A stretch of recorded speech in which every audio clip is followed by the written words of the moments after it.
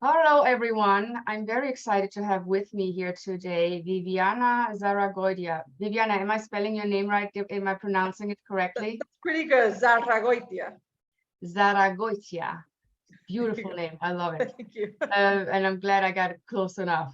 So thank you again, first of all, for taking the time to doing this with me this morning. And I know that our students from all over the world are going to be very appreciative about the things you have to share. So I really thank you for being here today. And I'm going to dive right into it. So for those who don't know you, can you tell us a little bit about your background, how you got into the industry, and what you're doing today? Sure. First off, Jeanette, thank you so much for having me. It's lovely to be invited and considered for this. So I know I can't see your students, but hello to all of you as well. So my name is Viviana Zarragoitia. I'm vice president at TPC, um, formerly known as 3 Point Capital, but we rebranded last year. We're a private lender on the film and TV space, collateralized lenders, meaning we lend against tax incentives and distribution contracts specifically. That's the division that I work in, and that's sort of our main driver of business. We also have some ancillary divisions, including advisory work for tax credits for projects that are fully financed, which we do for agencies and bigger studio projects. We have brokerage of transferable credits, which you may have learned about. There are certain states such as Massachusetts, Georgia, Pennsylvania, that you have to sell the credit in order to monetize it, and we specialize in those transactions. And then we recently launched a post-production accounting arm based out of our office in Atlanta. So we have a few different divisions within our business where we try to be one-stop shop as much as possible. I've been in entertainment my whole career. It's going on almost 20 years, so I'll date myself a little by saying that, but I started working at New Image in production accounting. I then went and did a stint at Bold Films, doing development and accounting and other types of work. And I really launched my career at Lionsgate, where I was there for 5 years. I started in accounting and then I worked in profit participation. So I've always been in the accounting and finance realm of this industry. I always wanted to work on the business side of it. And I love where I am now because it's more involved in the front end packaging of the financing, which is what I specialize in on the debt side for TPC. So basically, your focus is finance. So do you ever read scripts? Is that a thing for you, or do you say, nah, leave me alone with that? I have a running joke. I try to avoid reading scripts, but I want to be surprised when I go to the premiere. How about that? I love that. I love that. And I mean, reading a script for a project is, in your case, not as relevant as producers providing you with distribution agreements that you can bank, that you can, basically provide a loan for. So are you primarily working with producers who do exactly that, who come to you with these pre-sale agreements? Correct. So our client base are independent film producers that are trying to cobble the money together via equity, debt, gap, tax credits. So this is truly outside of the norm, where they are trying to attach actors that drive a pre-sale, that then they can come to a lender such as us to lend them the money towards the budget. They shoot it somewhere with a tax credit, so there's an incentive there. And then trying to fill in the little bit of gap between the budget, the collateral they have, our loan. So our sort of ecosystem, our producer clients, attorneys, sales agents, bond companies, distributors, and sort of the tax credit states. So that's really the world that we live in. And our main clients, yes, are the independent film producers. So sometimes other financiers bring us projects as well, I should mention. If there's equity that has a relationship with us, we may tag team and come on a project together. Yeah, and that's something you and I were starting to talk about, because we do mainly equity, and we're always looking for partners to help us with the debt side. Now, when you see these projects coming to you, would you maybe share with us what most of these finance plans look like? Like, what is the structure that they come to you with? What is kind of the percentage of pre-sales, and what is the percentage of the tax credits, and how much equity do they normally have? Can you talk about that a little? Sure. So it really depends on the project. And it's sort of we live in a world that's a symbiotic. I live in the middle between the creative and the business. So the creative is what's really going to drive how your film is going to be financed. And what I mean by that is whether you have a director who's made a few films that already has relationships with talent that he or she can pull onto the project. If it's a first-time director that requires more handholding from the producer.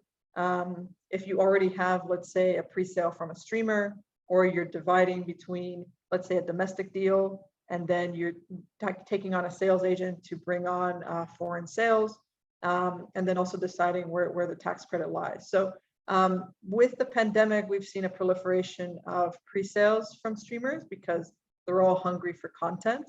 So what that means is that a lot of projects, let's say in the 5 million or below range, that have some talent attached, meaning talent that is, of value to these distributors, the producers can usually say, hey, I've got these actors attached, so what will you buy this film for? And they go and get what's called a minimum guarantee deal, and that's what we finance up front towards the budget of the film. So we've been doing a lot more fully financing of projects in the, I would say, 2 to 5 million budget range, where they have either a worldwide sale or they've divided it up between a domestic and foreign pre-sales plus a tax credit. We take all of that collateral for our loan and we cash flow the film in installments. Occasionally, there may be a shortfall where they may need equity or some gap against the unsold territories, but that's the model that we've been seeing a little bit more of lately. And again, I should caveat that this is all driven by including talent in the film that is driving those pre-sales. And a lot of these are also genre type films, where they're action, they're horror, they're thriller, sort of, they're able to keep the costs low. The talent is where most of the money is going to, and they're able to shoot them at a reasonable budget within a reasonable time frame to get them done. And I should also preface, between us, since you're equity and I'm debt, there's different packages, of course, that you need to put together as you're going to different investors. Jeanette brought up the great point of scripts, right? As a debt financier, the creative of the project isn't what is going to convince me to finance the project. It's really the finance plan, right? It's, do you have pre-sales? Do you have a tax credit? How much other money have you raised towards the budget of the film? These are the things that I look for. Whereas Jeanette, because she's equity and she's really investing in the fact that this film is going to have value in the marketplace, it's going to recoup its budget. It's more about selling equity investors on the creative, on you as a producer, your ability to come in on time and on budget, the director's vision, the actors you're going to go with, and that this film is going to be a hit in the marketplace. So there's very different strategies when approaching different types of investors. True. And for us equity investors, the finance plan is important. So when I look at a deal, I look at how many pre-sales were done, because it is an indication for me on how valuable the film in the marketplace is at this time. So we as equity investors, we really want to see market verification. So when you get a deal that has pre-sales that you're cash flowing, what is the percentage you're normally seeing in any given budget? Just a range for these pre-sales. I mean, it depends. For instance, I'm looking at a budget that's over 10 million that has about half the budget in pre-sales. Mm-hmm. And I'll see a budget that's 2 million that may have one deal, let's say for worldwide, and that covers 3/4 of the budget, right? Or maybe the full budget. So it kind of varies. And again, it's very talent driven. So it's interesting to hear that you as an equity you only come on projects that already have pre-sales. Is that? Well, me as an equity, yes, but me as a producer, because I also produce, I make sure these pre-sales happen, because I work very closely with sales agents on the films that we have. What we do basically is we look at the film, we start packaging, we're helping with pay-or-play offers. Then I select a sales agent that I like, that I work with, and I'm going to talk to you about that in a minute. They then tell me what pre-sales they can do. They do the pre-sales. In my finance plan, I want to see those before I would release any equity and before we're comfortable doing that. So what I would not do is I would never finance a film 100% equity. What I do, you see me putting money in a history, I've done this many times, of around 35% maximum in equity. So that means that the films do have tax credits. They always shoot in regions, like you're saying, where we can get incentives. They also have pre-sales in place because that's important for us. And sometimes we have projects where we add brand integration and some other items that are non-recoverable finance sources. But to make a long story short, there are equity investors, and I understand they don't care about pre-sales, they don't care about, you know, what the movie does, and they just put money in. Yeah. For me, that's not an option. I have to generate for my investors a certain market verification that I can do with my sales agents, but I would not want my investors to invest in something where there's zero pre-sales. So Okay. that's why a conversation with someone like you was always interesting, because you stumble over these projects, and that's why I asked, how many pre-sales do you normally see? So for me, I would be okay, let's say, if there's only, let's say, a third, let's say 30% of the budget is pre-sale. That's all I need. That gives me enough kind of comfort level to say this movie can go ahead. And it's also for my own protection. When I develop something, and I do that too, because we have in-house projects that we do, and I fall in love with an idea, I have to also check myself, does the marketplace like what I'm working on? So therefore, this 30% barrier, as I call it, helps me to make a decision that I don't just choose a project that I fall in love with. So do you see projects where you find it hard for them to hit that 30% minimum mark? Is that something you see? Or do you see projects that actually do have a commercial value to say, yeah, we can do 30 to 50 to even 75% is what you're saying in pre-sale? I guess, yeah, it's interesting because and it's smart that you as an equity require some minimum of pre-sales. For us, we don't necessarily, because we're just lending on whatever they bring us, Yeah. right? So to your point, I'm looking at a project now that's a roughly 2 to 4 million budget. They're shooting somewhere with a credit, and it's all equity. So we are the only debt. We're the senior lender. We're obviously going to be first in the waterfall. Debt is always ahead of equity, so we collect on anything that recoups first. But they're not doing any pre-sales on that movie. So they're sort of saying, you know, we're going to roll the dice. We want to do the old-fashioned, which to me now seems old-fashioned pre-pandemic, of sort of, you know, not pre-selling, shooting somewhere with a credit, all equity, and then they'll go to a festival and see what interest they get there. And I call this old-fashioned because it's sort of not the norm as much anymore. If you look at the past couple of markets and festivals, most of the films that have been premiering already had distribution attached ahead of time, and this is more just, you know, a promotion for the film. We're saying, hey, before it releases, you know, we were in Sundance, we were in Toronto, so on and so forth. I think also the fact that, you know, you don't necessarily have to wait to have a Cannes or an AFM or a Berlin to make sales anymore. Now there's sales happening year round. So it's a smarter strategy to say, hey, I require a little bit more pre-sales. But for us, we don't necessarily have a requirement of sales because we do strictly the collateralized lending.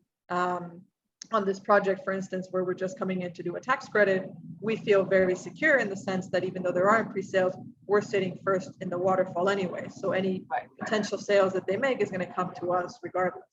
Okay, so basically, in the finance plans you see, you have the pre-sales, you have the tax credits, and would you agree in generally talking about the industry right now? Because we hear a lot of people always saying, oh, it's so difficult to do pre-sales. But your whole business model is basically going by that. So are you? Well, I would say, yeah. What's the point? What is your view on this? I sort of see both sides of the angle, right? Because I did mention that the films that I'm looking and financing now that have pre-sales are a very specific type of film, right? It's action, thriller, horror. It's not, let's say, an elevated drama that's going to go on to win Oscars necessarily. So I have friends that are very creative-minded producers that want to make, you know, very quality Oscar type material. And that I would say is very difficult right now in the independent space to get pre-sales on, because what's happened is that anyone who is an A-list that wants to go and make that type of movie can just go to any streamer, knock on their door, and, you know, have the budget mostly or all fully financed. So what's happened is that the streamers have sort of taken the place of what the independent sphere used to be, which is the independent space was where writers, actors, directors would go to make the stuff that the studio wasn't giving them. Now the streamers are saying, we want to be in bed with certain filmmakers. That's how they differentiate themselves, because they're fighting for our monthly subscription money. So they're willing to take the bet and make passion projects of any A-list talent, because they know that, you know, if it's going to premiere exclusively on our service, you know, it'll drive the membership and the subscribers.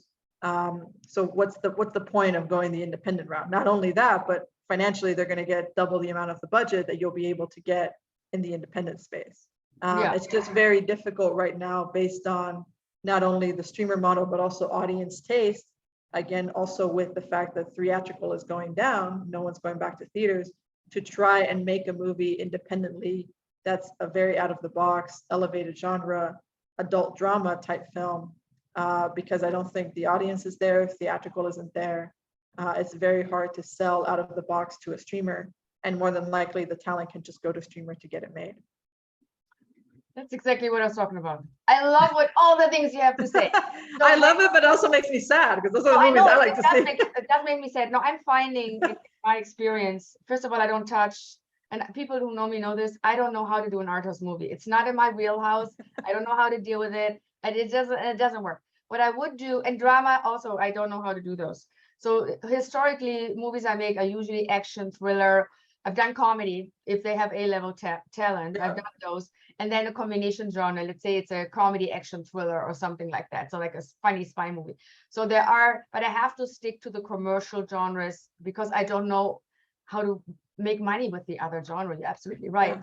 And I think to your point, so, there is a focus of genres that work in the pre-sale model that works for you. And there are other genres that you would say harder to do. So are you saying action, thriller, horror usually is fine for pre-sales that you then work with, and drama a little more difficult? Is that what we're summing up? Yeah, that's pretty much the state of where we are today. Now, is that going to change? I don't know. You would hope so, but it's interesting because I would say before the pandemic, let's say we financed 20 movies in a year. I would say 5 to 10 of those would be your more prestige projects where you had sort of A-level talent that they would kind of hold back a little bit on pre-sales, maybe make a couple, but for the most part, they would hold back domestic, usually go to a festival, get a big sale from there that might cover the whole budget or at least all the financing. And then you would go from there, and then hopefully that would go on to be nominated for awards. Now that's not really the case anymore. I think everyone is just going after the sales because there are so many streamers that are willing to pay up money, do a negative pickup, an MG deal. So it's just easier in a sense to make those types of projects that you don't necessarily want to waste time in the development phase or, to get to develop these projects. Whereas you can easily, as a producer, you're banking on your producer fees. That's how you make your money. So you can make 3 or 4 films a year, make a producer fee as opposed to sitting on a passion project for 10 years. Now, for you, obviously, when these deals come to you, they're generated by sales agents. How important are sales agents to you? I would say that if there's a pre-sale attached and we're relying on, let's say, a sales agent to collect on the foreign sales, that the relationship is quite important. If there isn't a pre-sales, and so there isn't a sales agent, right? But if there is, then yes. I mean, their reputation is important in terms of the ability for them to collect, how tight their relationship is with the buyers. And it's from the beginning phase too. As a lender, with each foreign distributor, you require what's called a notice of assignment, where the funds are directed either to you or to a collection account. So you have to have a good sales agent that has a good relationship with the buyer, that can on the front end deal with all the legal paperwork that needs to get done, make sure the deposits are being paid to the collection account. But also once the film is done, that they are also effecting delivery and also collecting on the remainder of the MG. So that's where the sales agent really, to me, stands out. And you can sort of tell reputationally, who's good, who's not, who's been around for a long time, who just launched, or, I always love seeing in the trades before a festival, there's always a couple of new sales agents that launch, but it's really the same people with a new company. Yeah. It's true. So, but it is someone, so if someone comes to you and gives you pre-sales, you want to have them come from a sales agent you deem bankable, correct? Correct, yeah. So another question that was interesting with you versus like going to a bank is that you don't, if I recall this correctly, you do not require a completion bond. Is that correct? Correct, yeah. So what we do is to get around that, we are always the last money to fund. So for instance, if we're not fully cash flowing a production, let's say if there's equity or gap or other financing, that money has to be deposited into the production account first, and then we come in after the fact. So that's how we ensure that there are enough funds between what's already been put in plus our money to finish the budget. And what we have done is on the projects where we're fully financing, we have sort of in-house production experts that we use to sort of vet the budget, work with the line producer and the accountant from beginning to end, to make sure that the budget, let's say, meets the delivery requirements of the distributors, that there's enough contingency, COVID contingency, producer fees, actor fees below the line is properly budgeted. So we've brought that expertise in-house, and it allows us to be our own, let's say, de facto bond company, but only for our own projects where we're fully debt financing the entire shoot. That makes total sense. How much contingency do you usually put into those budgets? Ideally 10. Yeah, that's what I thought. Yeah, that's what the bond company always asks for, and then our job as producer is to wiggle them down. I mean, that's an easy thing. Like if I look at a budget that has 3% contingency, I'm like, okay, that's not gonna fly. No. And I would also never do that. But 10% is obviously also not, it's a good chunk, but it's definitely giving you enough of the security that you feel I can do this without a completion bond at all. Correct. So are there any budget ranges? Can you do like 40 million, 1 million? Where does it start? Where does it end? Yeah, I mean, I think, it really is about our loan size. So I've done budgets that are starting at around, let's say, 300,000-400,000, but they were fully collateralized with tax credits and sales. So at least that's a decent enough loan size to warrant a budget of that size. If we're just doing a tax credit, the loan has to be around that. So I would say a budget of $1.5 million to start, but really no ceiling. I mean, I think the biggest project we've done is maybe 25-30 million. So it goes up from there. Are you other jurisdictions when you do tax credits, like outside of the US, for example, or some in the US where you would maybe not want to finance the credits or the subsidies? Other jurisdictions that you're potentially a little nervous about, or we've done international jurisdictions like Hungary. We've done in the past, South Africa, Colombia, Australia, Canada, UK. I think in terms of not financing international credits, or even within the States, I don't think there's anyone that we've turned away. But international, I mean, I think it really depends on, is the infrastructure and the resources there, right? Like, have they paid out on other projects? Sometimes people come to me with some exotic locations, and I'm like, well, does it make sense to go on another continent when perhaps you're gonna have to bring in all the crew, you may not have enough resources, and I don't know how stable the government is, if they're gonna be around in 18 months, 2 years to pay this out. And also, if I don't have like a local production services company that can be our eyes and ears on the ground to also vet everything that needs to be done for the credit, plus get the money back. So that's where we sort of shy away from, I say, newer programs that launch and say, well, we've got a 70% incentive, but do you even have the infrastructure to warrant that? Correct. So it needs to be ideally a region that's been tested, that has done a few productions for you to feel comfortable in Correct. Yeah, I mean, same as a sales agent, right? Someone that's been around and has a reputation. Correct. Last question. Where do you see the industry going in the next 5 years in regards to not just financing, but also distribution and sales? Well, I don't think all of these streamers are going to last, right? I mean, there's just too many at this point, and they're really just competing for our subscription money every month. And I don't, now it feels like cable again, where you're paying 120 just to have 8 of these things, so you can watch every little thing that you want to watch. So I think eventually you'll see some consolidation within them. Bigger ones will buy out the smaller ones. And I think there'll be less streaming services.